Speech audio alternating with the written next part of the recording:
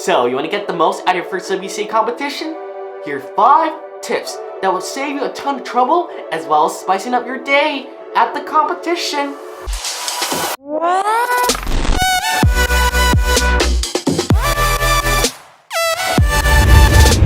Hey guys, this is Epicure Andrew over here and welcome to my channel. And over here on my channel, I do a bunch of Rubik related content and occasionally some fun stuff.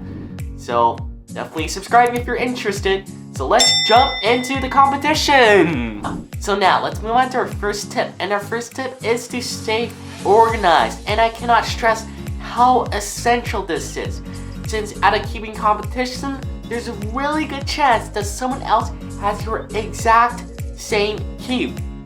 So make sure you don't leave your Rubik's cubes unattended like literally half of the competition does. And please, just please, do not put your electronic devices like randomly on a table. And talking about not leaving your stuff unattended, I think it's really wise for you to check over all your cubes before you leave the competition.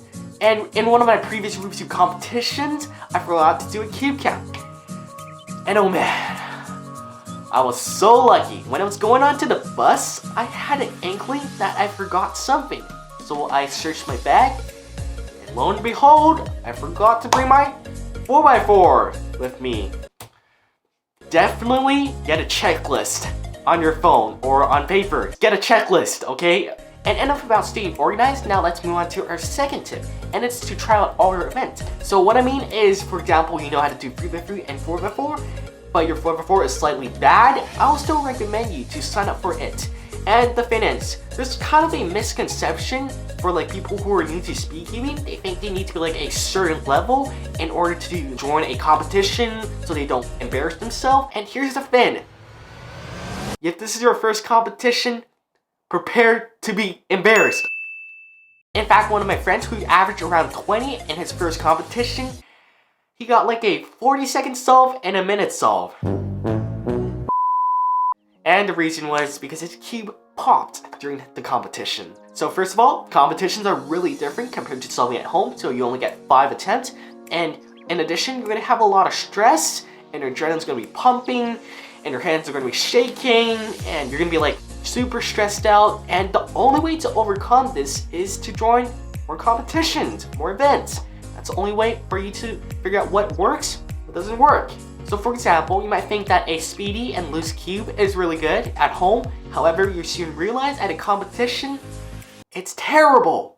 You will overshoot half of the time, you do corn twists, even pieces pop out. So that being said, if you want to get better at a certain event, join the event.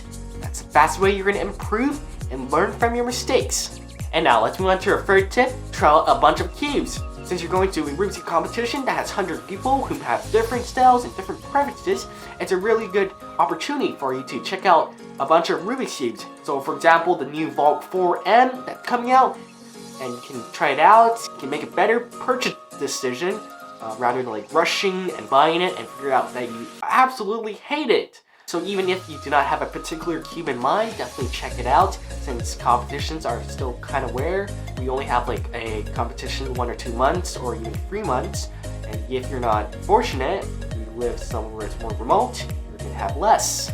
And now let's move on to tip number 4. Learn from other speedcubers. So obviously there's going to be a ton of different speedcubers with various levels. You can definitely learn from the same level because everyone has a different preference. Your friend might have a slightly faster or better alg, or you can even learn from someone who's faster. So personally, I used to do the N-perm this way, and I absolutely hated it. It was the worst case ever. During 2018 at Vancouver Open Winter 2018, I asked Dylan, or you probably know him as J-perm, how he did the N-perm, and he recommended me a different way, and it was way better than the way I did my N-perm, and I actually don't think my N-perm is the worst. Probably the GB-perm might be the worst now. And here's the thing, you can compare your algs with your friends, someone who's faster, or even like J-perm. No, actually leave him alone, okay? He really has like a lot of attention, so probably give him some breathing space and just socialize with him. So enough about stalking your favorite YouTuber. So enough about learning from other people. Now we're gonna move on to our 5th and final tip.